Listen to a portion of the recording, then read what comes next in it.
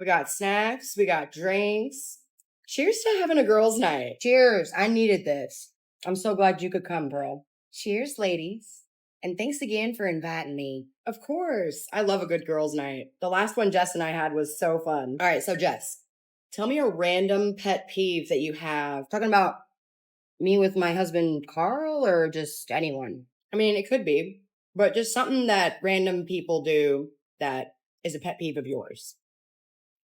The first thing that comes to my mind is people who say, like men who say, we are pregnant. Like, oh, are y'all both pushing it out? Okay. I always thought it was sweet. Like the man was letting his woman know that she wasn't in this alone, like being inclusive. I wish I could have included my son's dad in on trampoline bladder time and peeing 376 times a day. Maybe I would have only had to have peed 200 times that day if I could include him. It's been 2 years since my youngest was born, and I still pee a little bit every time I sneeze. Still? That sounds terrible. That's not even scratching the surface. I would love for a man to experience tasting battery acid in the bottom of his throat every time he ate a cracker. If men had to carry and deliver babies, none of us would be here right now. The human race would just be we wouldn't exist. I couldn't agree more. The first man to ever experience morning sickness would just tap out on the spot and decide that humanity wasn't worth it. If Carl so much as gets a headache or a hangover, God forbid, he acts like he's not going to make it. I'm like, imagine that every morning for months. Yeah, they wouldn't be able to handle it. No way. I am so glad I did not have morning sickness. But one time, this guy, when I was like 6.5 months pregnant, told me that I was barely pregnant. I wanted to punch him. I'm like, barely pregnant? I'm closer to delivery than you are to the next time you wash your sheets. You know what I would have said to that guy? I said, yeah, it's kind of like when you get snipped. 6 months after, you're still barely snipped. Better be careful. I really should have said that. I would pay to see the confused look on that guy's face. I guess it would have depended on who we said it to, because some men believe that real men don't get snipped. What? I'm going to wave the red flag for us all. That's an issue that he's got a complex of some sort. Wade and I do not want kids. It's always been our decision. And y'all are just reaffirming that for me right now, because none of that sounds like anything I want to go through. But when he found out that it was going to be either a major surgery for me with major recovery time, or he could go get snipped on his lunch break, takes like 10 to 30 minutes or something, and then sit on the couch all weekend with a bag of peas and get babied, because that's what I did. It was a no-brainer for him. Now, that's what a real man does. Putting your woman first, to me, is real man behavior. Jess, did you want to have any more kids? I don't know. Maybe. It's more leaning towards no, though. What's Carl say? He's open to it. He loves kids, and he is such a great dad. I can't say that enough. But 3 has been a little bit overwhelming for us. I mean, we're outnumbered now. So I don't know. I actually saw a study where they said that mothers with 3 kids had more stress than the ones with like 4 or 5. So it like dips after 3. Interesting. I wonder why.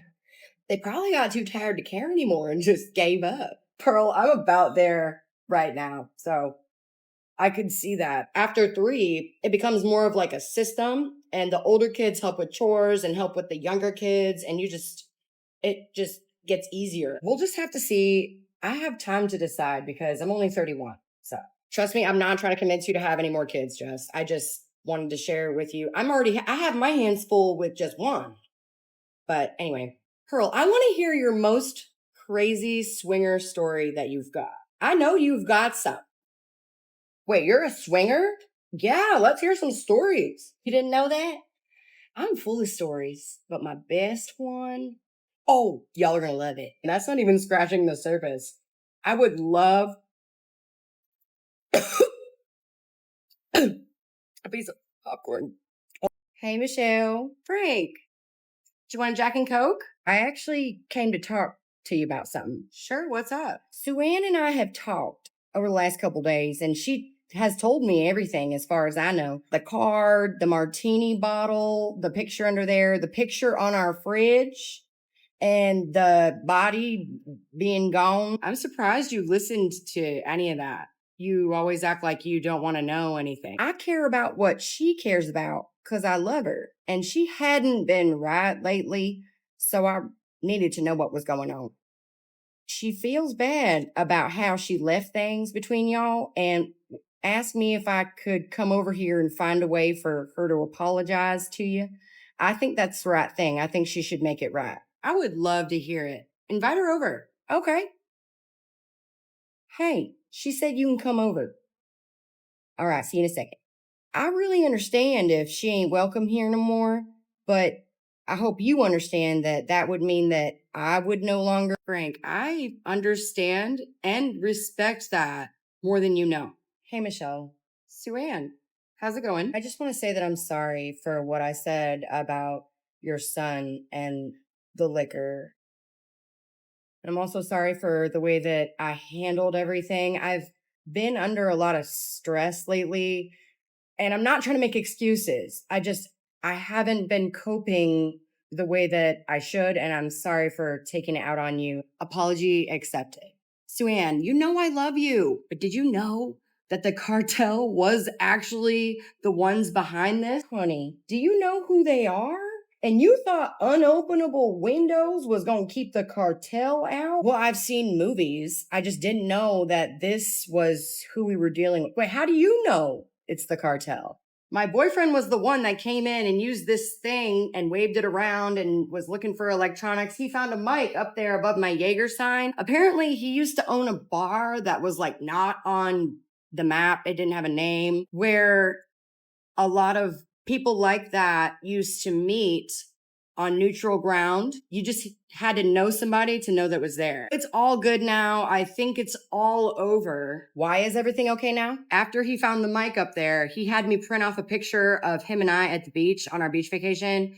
And then also there was a picture of him sitting in a chair with some hourglass, like, logo behind him, a big logo. I guess that was the logo of the bar. Apparently that was like his specific chair and no one else sat in it. He was filling out paperwork, maybe like doing inventory or something. He got the cartel on speed dial. So what happened with the pictures? Did you guys like fax them? He had me set the two pictures out on the bar and then put the mic in between them.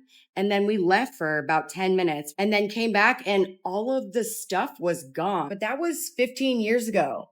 Does he still own it? Do you know what neutral ground is for systems like that? No, I don't know what that means. A place where enemies could meet and do business without there being any bloodshed. They could have drinks together and get their business deals done. And my boyfriend was the one that like made the rules and they respected his rules.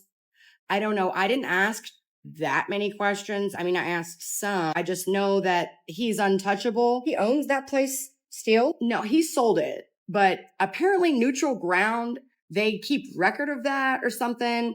And that's a line that they just don't cross. It doesn't matter who owns it now. It was that he protected it and kept the peace while it mattered. The older people in there would remember him and know that he was protected. So it's good. It's all over. So we're protected too. I think so because of your proximity to me. But if you step away and start poking the bear and digging around and stuff, you're on your own. Suanne, for the love of all the Taco Bell receipts that I have used to wipe my ass because I could not make it home in time and had to pull over, can you just let this one go? That is disgusting. You can't use napkins? They usually put those in the bag. You think I have time to be digging around for napkins in a Taco Bell bag that probably ain't even there when I'm about to pee out of my butt?